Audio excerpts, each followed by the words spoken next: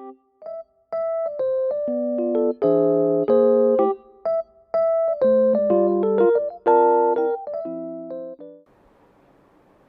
besties, it's a new day or not if you're listening to this at like in the evening or at night, and it's time for a brand new episode of Don't Cry, You're So Sexy, aha, the coolest new podcast in town. I really need to stop calling this the coolest new podcast in town because this is no longer a new podcast. I feel like, we're literally in the middle of our first season. And yeah, if you didn't know, I'm like dividing the episodes by seasons. So once I reach episode 10, I'm gonna take a break for 2 weeks, and because that's gonna be the end of the first season. But yeah, this is the sixth episode of the podcast, and yeah, we're like halfway through the first season, like I said. So that's pretty exciting. Yeah, I did not think I would get this far with this, to be honest. But yeah, it's been fun. So, if you read the title of this episode, like I'm sure you did, today we're talking about me being an emotional bitch. And I had the idea for this episode because, like, last week, I don't know, like, last week was an emotional roller coaster because some great things happened, and then, like, some not so great things happened. And then, like, I saw photos of three different posts on Instagram about, like, dogs that either died or like they got injured. And like some of those stories were also like those when the dog waits for their owner, like for their dead owner, and like it waits on their grave forever and shit, and then it dies on their grave. Yeah, one of them was like those kind of stories. They could be fake, but like, yeah, I cried 3 times last week because I read all these emotional like dog stories. So yeah, it's been somewhat of an emotional roller coaster. So that's where I got the idea for just making an episode about what a sensitive bitch I am. So, yes. Sorry, yeah, this is actually really unreal. Like, I literally stop breathing when I'm recording the podcast. Like, I just don't breathe. And then I have to remind myself to take a breath. So, I have to pause the recording because then it has to be like a deep breath. Like, because, yeah, I just don't breathe while I'm actually recording the podcast like a normal person. So, yeah, that's why, yeah, I take a lot of breaks while recording. I don't know why I told you guys that. Anyway, life update time. I have been uploading a lot on my private Instagram stories, like my Finsta. And I've been uploading like these posts, memes, vlogs of me being annoyed with people from my school. Yeah, a lot of shit posts. And yeah, just been interacting a lot through my Finsta stories. Why did I fucking call it a Finsta? I literally never call it a Finsta. Anyway, my private Instagram, my spam stories. And usually, like, I've seen a pattern that when I'm doing that, it's usually like a sign of bad mental health. Like something's going on, and that's my strategy to avoid, like, dealing with life. So when I'm in a good place, I usually don't put a lot on my stories, but when I'm in a bad place, I kind of just go all out. And I know I'm going all out. So yeah, it's kind of concerning. I haven't computed this in my head properly. I haven't thought about this in my head. I don't know what's causing it. But yeah, that's something that I'm doing right now. I started a new internship, and it's with a really cool organization. It's like an NGO, and they work to develop like creative expression skills in children, and like so that they can express themselves and develop confidence and blah blah blah. And yeah, it's really cool, and it's been such a wholesome experience so far that I have been astounded every single step of the way. I have been so surprised by how nice they are. And this is the first internship that I've done that is literally like, that's not a personality cult, Like, I mentioned in my internship horror stories episode how, like, sometimes the internships would just like revolve around what the boss is saying, and like their moods and mood swings would just guide the entire organization. And maybe, I don't know, maybe this is something that comes with doing a remote internship, because I am fucking loving the work from home life. I love it. I don't have to get up at like 8 in the morning to have a quick shower, not eat breakfast, and then like be on the metro for 40 minutes to like actually reach my internship. I just like have a quick shower like 5 minutes before my first meeting, and I'm ready to go. I love it. I fucking love it. Like, I can pet my dog in between like the day, and I can just literally watch a Netflix series if there is like a long gap in between two tasks. It's so much fun. I love not being supervised by people. It's like it's fucking blast, to be honest. And I know I have the privilege to say that, but yeah, like I love work from home. I should get a t-shirt saying that. Red wine and WFH.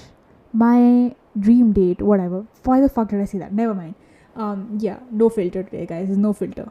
I am gonna be a cringe fest right now. Yeah, so the new internship's been fun. It's literally so wholesome, and I'm probably gonna spend another 2 minutes talking about this internship. So skip forward if you like here for the juicy sensitivity content. Yeah, so they on our first day they had this meeting called like the huddle, and it was like the entire organization. Like it's not really big. It's like 7-8 people. All of us came together on video call, like people from all across the departments. Like I'm not even supposed to be working with these people. Like the founders were there, the managing director, everybody, like literally everybody, all the interns, everybody came for the huddle. And yeah, we just played like a couple of games, introduced ourselves, and like the meeting began with like a 1 minute of silence to reflect on your emotions and how you're feeling right now. It was like I might as well be doing an internship at Headspace. It's so like just wholesome, so wholesome. Like I was so confused that why are these people not being mean to me. And yeah, it was just so cute. And because it's like a creative sort of organization and we're on video call all the time, instead of like when somebody does something great or there's like an achievement that we're discussing, the people literally like click their fingers, like snap their fingers, like they're at a slam poetry like thing.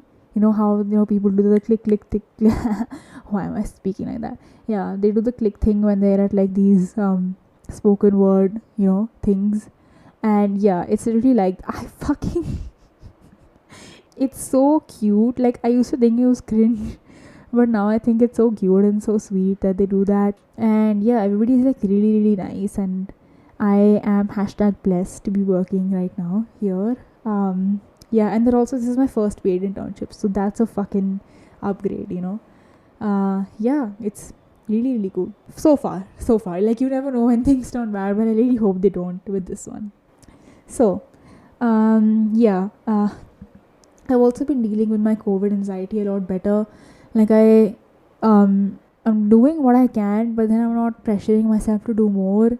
Like I had a therapy session about it. I had a chat with my friends about it. Like when I posted the vaccination thing on my stories, my friend Aditi, shout out to Aditi if she's listening, she sent me a message saying that you're being too guilty. Like you don't need to be this guilty, and you keep pointing out your privilege, and you're just doing a good thing, and you should just do it, and you don't need to be pointing out your privilege all the time.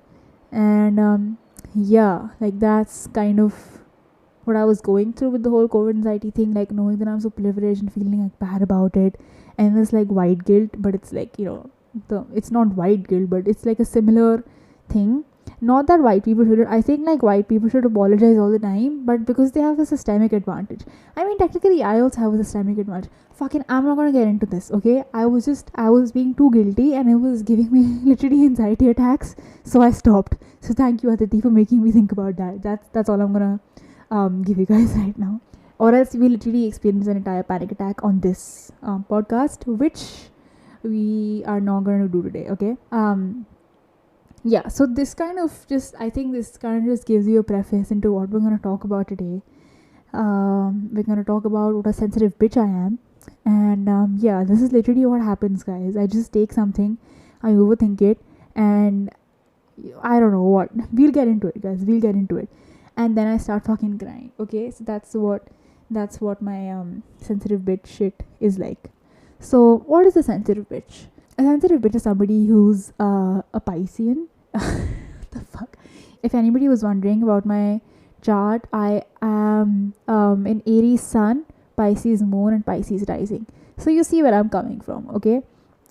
Yeah, somebody is a Piscean or like maybe a Cancerian. So I don't know. Okay, I don't. Maybe you think zodiac signs are cringe, but sometimes the shit that I read on CoStar is actually really accurate. So yeah, all sensitive people are not Pisceans, but all Pisceans are sensitive. Is what I'm saying. Okay. Yeah, somebody who's really emotional, somebody who really takes things to heart, somebody who tries to call themselves an empath in order to make their sensitivity seem like hip and cool, when it's really just like they're just really fucking sensitive and need therapy. Just feeling things really, really intensely. And it doesn't matter what the thing, quote unquote, in question is. Like I mentioned before, it can be something as stupid. All right, I'm not gonna call it stupid because it's really not stupid. Like Instagram posts about pets, and pets that need a surgery and pets that died or whatever. Like, guys, this week on a regular day, I could care less about the Obamas. I mean, sorry, I couldn't care less about the Obamas.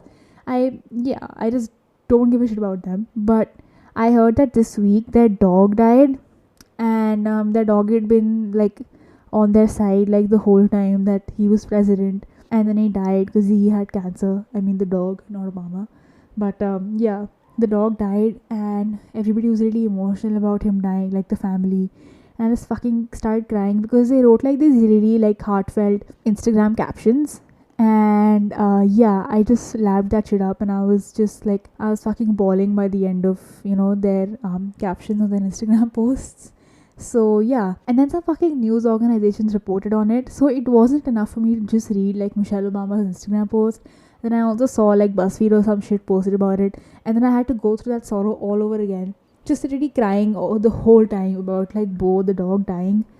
And yeah, so it can be something like that, something that's not a huge deal or it doesn't affect me personally, but I'm still gonna feel sad about it. I can be sensitive about that, or I can just be sensitive about regular shit like fights, arguments, and like somebody insults you and then you take it personal, and or it can be something like just like reading books and then you like read a very sweet chapter, or like somebody makes a breakthrough in the books, like an emotional one, and then you're all in tears, or when there's a movie with dogs in it.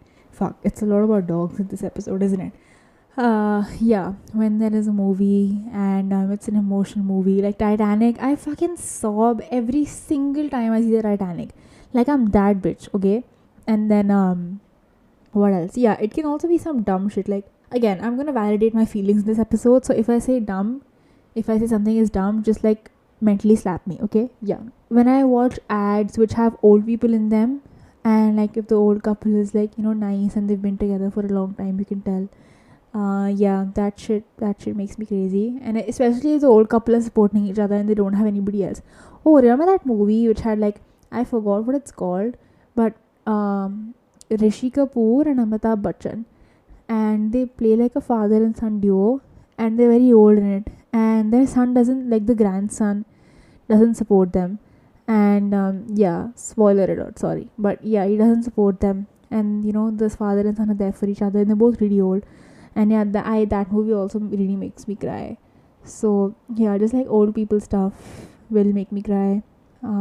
Sometimes I just overthink shit and then I get sensitive about it. Like, sometimes I'll just think that my boyfriend is mad at me even though he literally isn't, and I'll just take his like one word reply to be his anger at me.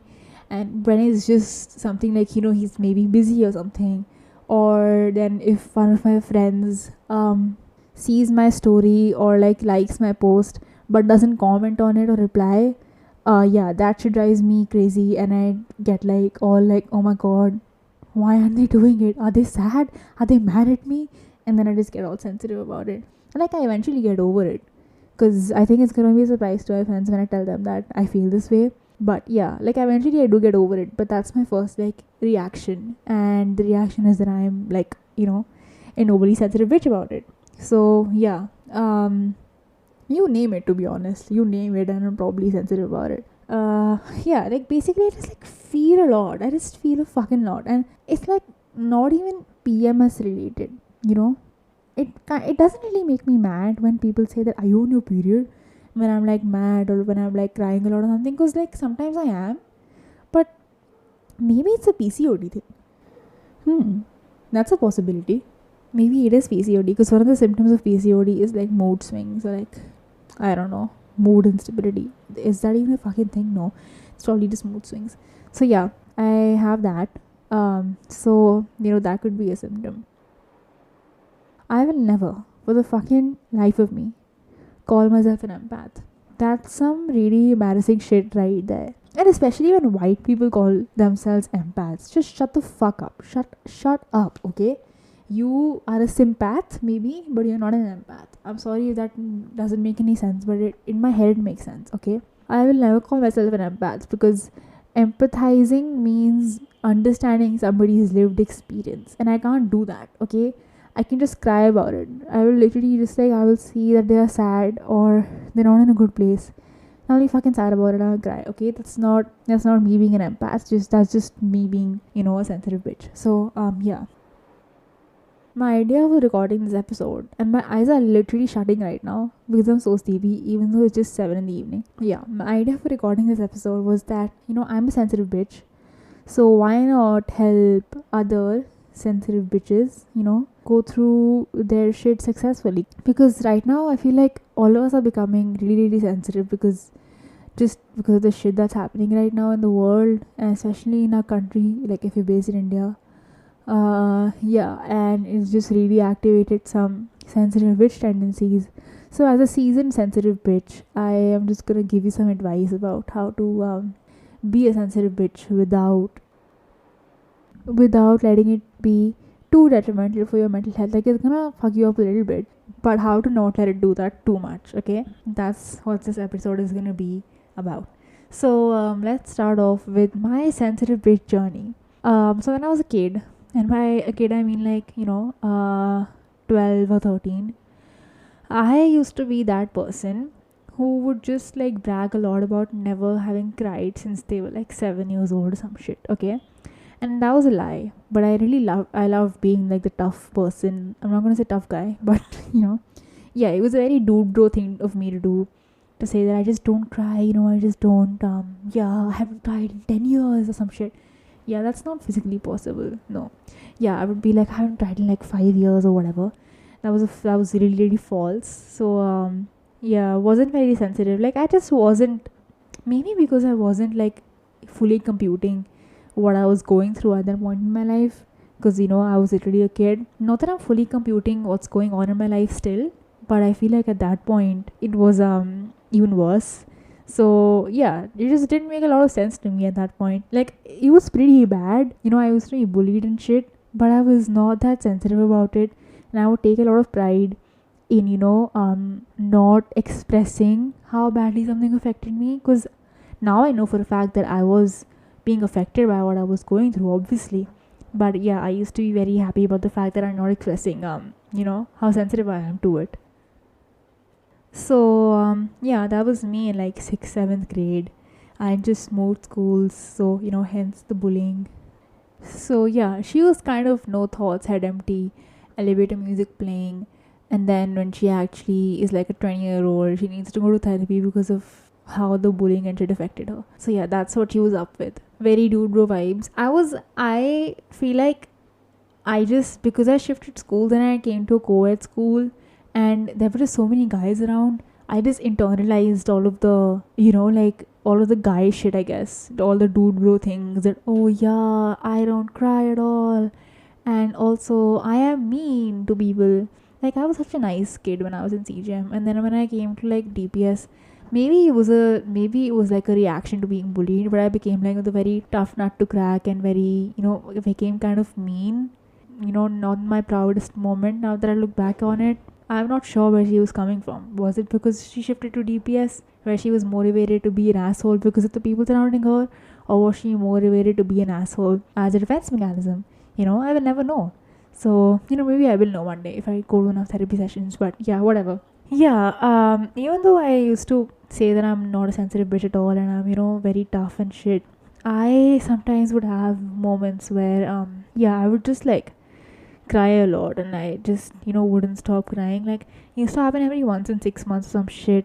Like the smallest thing would kind of push me off, and then it was like I was just going through it, and by going through it I mean like processing those 6 months worth of whatever the fuck I was dealing with, letting it all out in that one day when I would feel extra sensitive and just have a breakdown about it. So yeah, it's not like I actually did not cry at all. I did used to cry, but yeah, I it was rare, but when it happened, it was intense. So wow, I am literally gonna use this episode as a therapy session. Like I have never talked about this shit. I don't think I have. Yeah, I am really, really using this as my virtual diary, which is open to the public. So yeah, so that was where I was at for like at least till I was in 8th, ninth grade. And then I went on Tumblr, and I, properly started using my Instagram account. And that was a fun time because I started following these. I mentioned this in the previous episode, I think.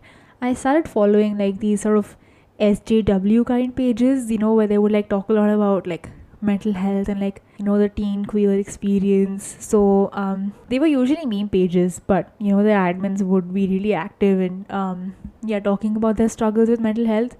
And they would be like, yeah, I had a conversation with my friend at school today, and I came home and cried. So yeah, I just like saw that a lot. And yeah, I just remember being open to mental health discourse on the internet at that point, even though I was like literally 14. Yeah, I mean, like I've said in the previous episode, I don't think that's the best way to be exposed to all that stuff. Like, I will stand by my mantra that teens giving teens advice about teen problems is not the shit. And, I firmly believe that. But, that's what was happening at that point.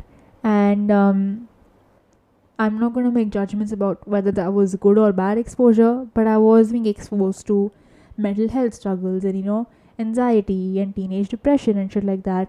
That was happening. So, just like hearing all of this from people on the internet kind of just normalized feeling for me. And by that I mean it just like normalized feeling the need to cry, because I was so occupied with my like tough guy. Why am I saying tough fucking guy? Tough girl persona.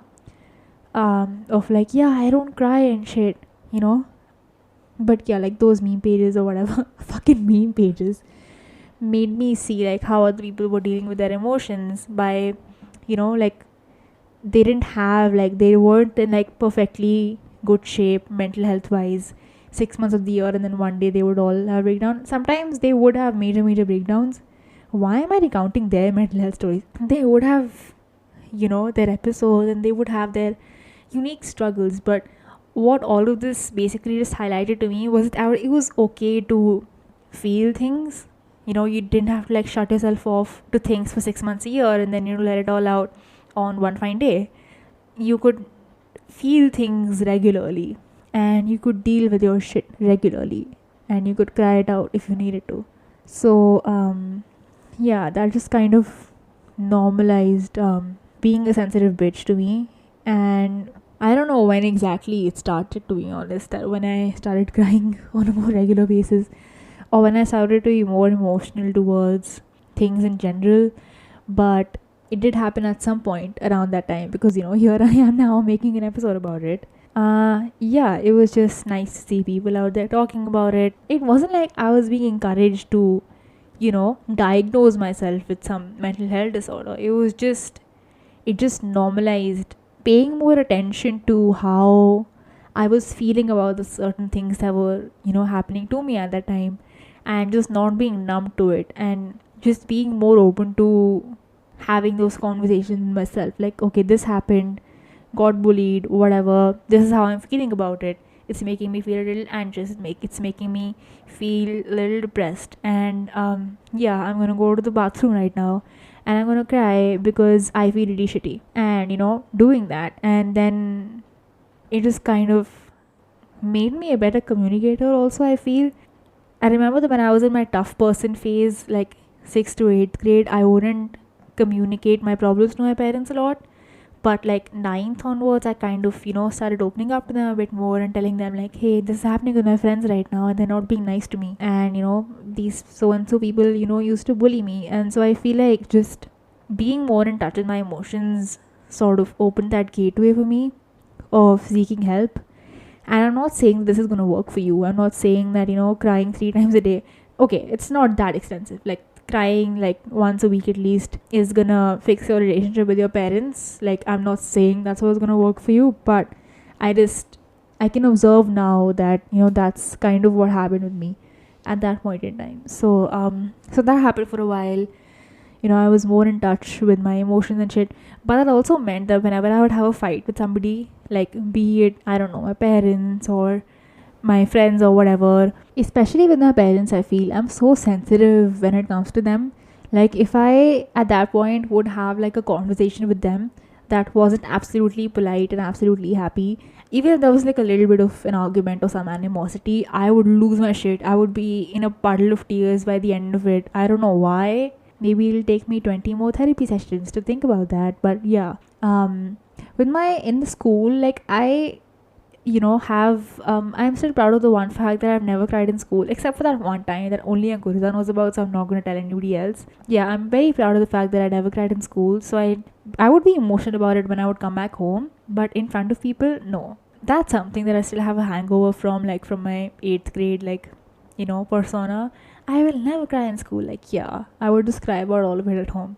So yeah, just like being very sensitive to overall what my parents would say and how my relationship was with them, not so much with friends. Like I would be more in control when it came to them. But yeah, I do really feel that being more in touch with my emotions and being a little more sensitive to what I was feeling made me it just like I was finally having some thoughts in my brain and some nuance about who I am as a person and what sets me off and what do I enjoy in a relationship with friends or whatever. So yeah, I was just becoming more self-aware, I guess, at that point. And then I came to 11th grade, and 11th grade was a whole other roller coaster ride in itself, I feel. But that's when I think like my current phase of sensitivity, like where I am as a sensitive person right now, it started for me. Like I was really, really I had made it my mission to be nice to people in 11th grade. Like I was so nice. I never used to curse. Yeah, I would just never like pass a mean comment about anybody. I would be like extra nice to my friends, to anybody I was talking to. Like my friends and I actually make jokes about this. Like my friend Trishti and I have like this joke where the first time I talked to her and she told me about like her hobbies or something, I was like, that's super. Who the fuck says that? Who the fuck says super? And it was absolutely unironic. Yeah, like that's so concerning to me right now. But yeah, I was so nice in 11th grade and also like in 12th grade as well, because I feel like I think a part of that niceness was just being receptive of other people's feelings and emotions, just yeah, just making sure that I don't piss anybody off or don't make anybody sad or hurt anybody's feelings. And yeah, like when you're being aware of the impact, like the consequences of your actions on other people, you become more sensitive. Like that's the order of things. You start caring about what other people might think or might say, or how your actions affect them. And yeah, you just become more sensitive and you become more emotionally aware. A nice thing my mom would say at this point to sort of appease me would be like, you have a high emotional quotient, you're very emotionally intelligent, but really I'm just very, very sensitive. So yeah, the whole niceness thing brought with it a lot of sensitivity, because I was just so open to being receptive of what other people were feeling, even if it was not if I even if it had nothing to do with me. Like it was all like I made everybody's problem my problem, and I would try to fix every single person's problem. Like I distinctly remember I would let other people rant to me or like disclose their personal mental health struggles and just like vent out to me even when I was not like in a position myself to take it or to like comprehend what they were going through or help them out or even just listen to what was going on with them, because even my mental state was so fragile at that point. But I would still do it because like I just felt like I owed it to them. And yeah, it wasn't a great like thing, but like the funnier part of it was that my friends and I, like my besties Ankurita, Asmita and I were going through our chats from like our photo chats from like 11th grade, and I was jumping to give solutions to every single problem somebody had and trying my best to help them. And now I'm like much more aware of the fact that sometimes it's not in my hands and sometimes I don't have the solutions or the right answers for people. But I was so determined to make sure that everybody was feeling good and had all the answers they needed, that I literally would just like I would go to the ends of the earth to provide that for them, and it was really cringy. So, that's also a life lesson you can take from this episode. Don't be too nice, all right? Yeah. So, just like being nice was a personality trait and therefore also being sensitive. And then, like, what used to happen was that I would just take other people's things, like things people would say, to heart. And, another big lesson that I've learned from that period is that sometimes I read something along the same lines on Alok Menon's post on Instagram. They're really cool. You should totally follow them. Yeah, they posted something like sometimes when people pass comments about I think they were talking about like your body, but like sometimes when people are passing comments about you, it's not about you. Like those comments are not about you. They are just a reflection of what they are feeling. And yeah, I had no sense about that when I was in 11th grade and being absolutely nice as fuck to everybody. Yeah, I would just let other people's shit affect me sometimes. And whatever they were going through, whatever, if they were an asshole, it would affect me. And I was in a very toxic relationship because of that. Because, yeah, I just took it all to heart. Fellow sensitive bitches out there, don't do that, okay? It's not your fault. You are perfect little angels. And you should not give a shit about what other people think, okay? Yeah, anyway. So that was a period where I was just like, exact opposite from my 8th grade self. Very, very nice, very emotionally sensitive. Like, I thought at that point that I was like learning from my mistakes in 8th grade. Why do I lose all my friends?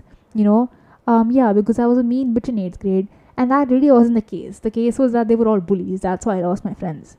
So I thought the solution was to be nice to everybody. But it really wasn't the solution, guys. So, yeah, it just made me way too sensitive and just way too I was just way too nice and it affected me way too much. Yeah, I let that happen. So don't let that happen is all I'm gonna say. I did eventually end up learning that, it's not your fault. Sometimes people are just assholes, or sometimes people are having a bad day. Or, it's people's internalized perceptions or notions about themselves that they are projecting on you. Because it's the easier thing to do. Like, putting things on other people is easier, like way easier than dealing with your own shit. Because dealing with your own shit can sometimes mean therapy and that costs money. So yeah. Sorry. Yes. So yeah, I eventually got out of it. Like, I really need to thank my friends who alerted me to my shortcomings as a sensitive bitch. So like 12th grade, I sort of started. No, I won't even say 12th grade, to be honest. 12th grade, I was completely numb to what was happening. I thought I was feeling a lot of things, but in truth, I was just head empty, no thoughts. Okay, I was just like a little golden retriever puppy, no thoughts, trying her best, but yeah, just really, really stupid as well. So, I'm still kind of dealing with the repercussions of how I was as a sensitive bitch in 11th grade. And yeah, now I'm crying at like dog posts and pet posts like 3 times a day. So, that's where I'm at. It's not a bad thing. Everybody has their own process of dealing with shit, and that's how I deal with my shit. Like therapy, just like sensitive bitches, go to therapy, okay?